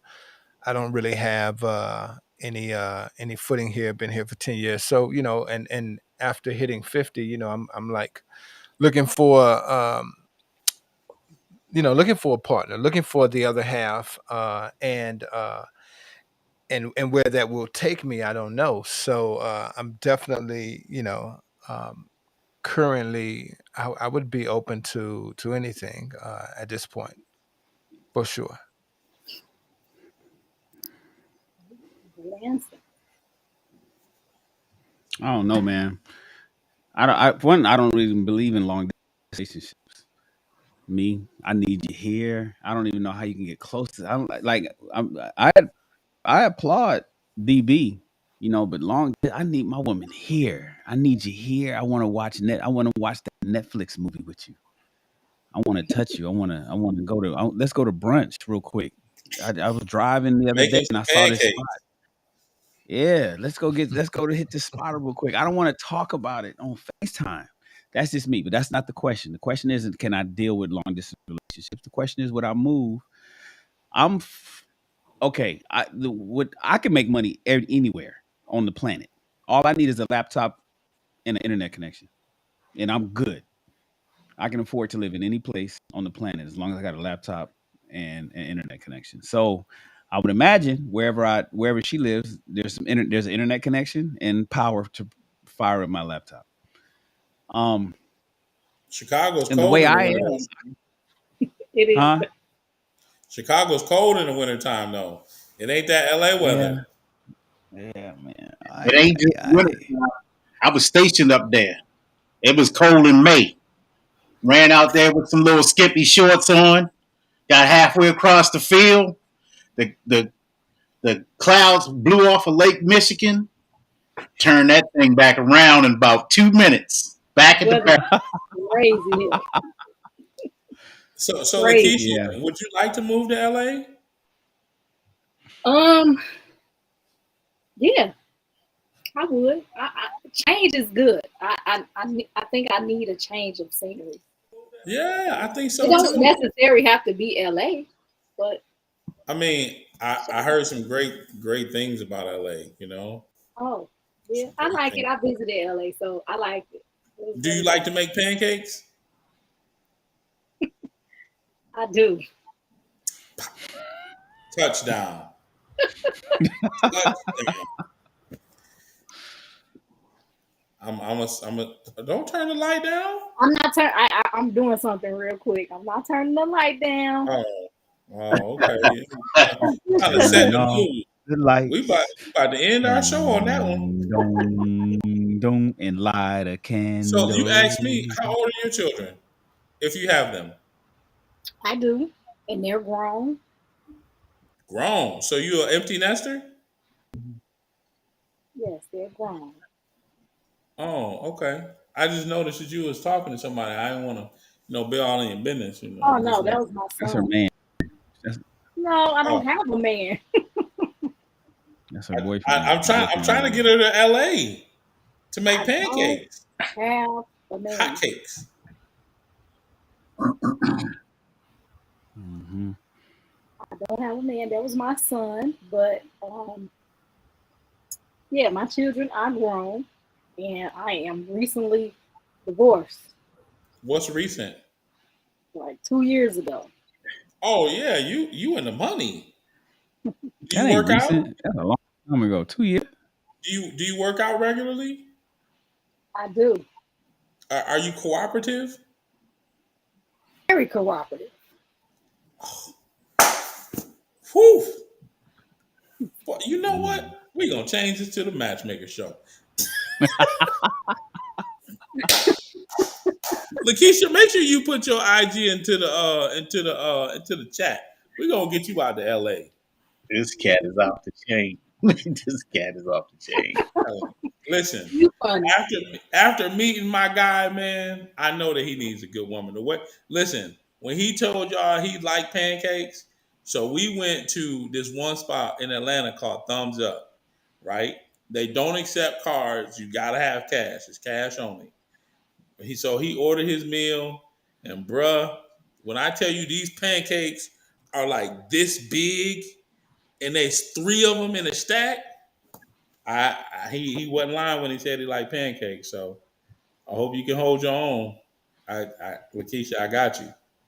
I got you. Anyways, Lakeisha, how did that information fare for you for the night with your question?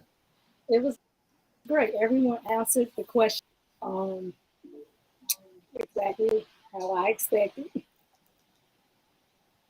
Okay. It shouldn't have taken you a year to cam up with us, but we appreciate you for coming. Appreciate you for joining Ask a Black Man Anything. We make sure we get you out to LA good time. I got everybody's address, so I just She don't visit everybody when she come, but she been to LA before. Oh, you been flued Yeah, out? I've been today. What do you do for a living? I have a daycare. So do you have to, you own your own business? I do. Do you have to go in every day? I run it out of my home. Oh, okay. Okay, well, I like working from home better. Oh yeah. And this kid's all over in LA. Yeah, thumbs up was the business. I took my producer to the thumbs up. He enjoyed it. Anyways, we appreciate you for joining us here on Ask a Black Man. Come back next week with another great question. You are always welcome. And like I said, you've been with us for at least a year that we've been going. I don't know if you've been watching us since Clubhouse days. I've Never been really. watching Clubhouse. Oh, okay, that's dope. Well, we appreciate you for still hanging out with us. You know, you should have slid in that guy's DMs. You know what I'm saying? A long time ago. He's single. Anyways, I thank you for joining us. Uh, any last comments, sir? You look like you want to say something. Shannon Ross. Guys, for having me. Thank you. Oh, he's talking to me. Yes. You look like you want to say something. Mm-mm. All right. Boy, there's some tension up in this camp, bruh. Set us You on. can cut it with. Cut it. Cut it with a butter knife. Yeah, y'all just lucky she didn't stand. Ooh, y'all lost She your ain't mind. have to. Boy, she'd have stood up. Y'all have lost your mind. No. So here's the thing.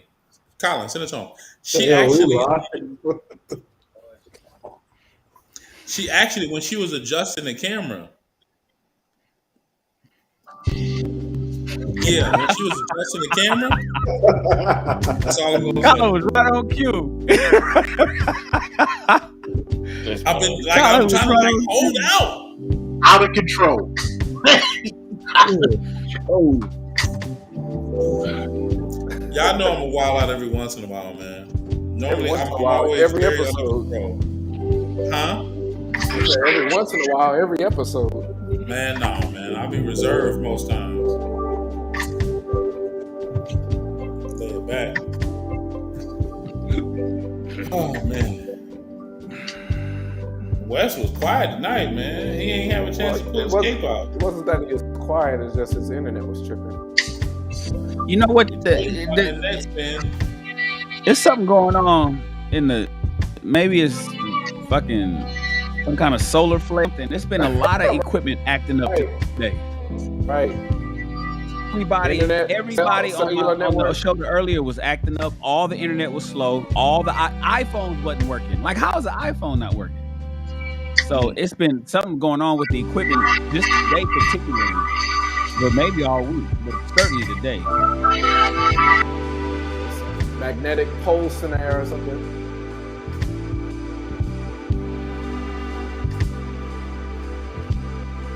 People jumping, audio not clear.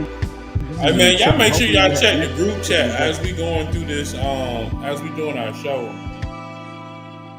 Y'all be stepping on people when we saying to like cut them off. Colin, I don't give monologues.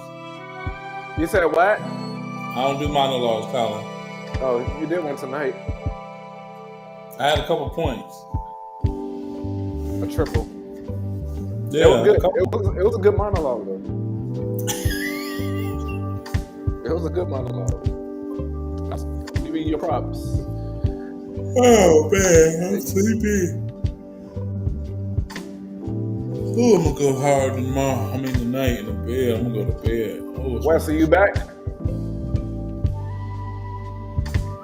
I'm kind of back. Maybe, I don't know. Can you? Yeah, we can hear you. Oh, my what's bad. crazy is the audio is perfect when the show is over. Can you hear me?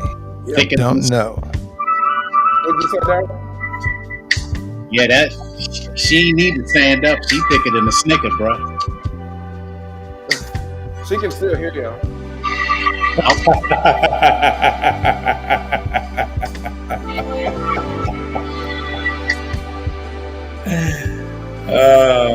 That's hilarious. I'm gonna take that one on the chin then.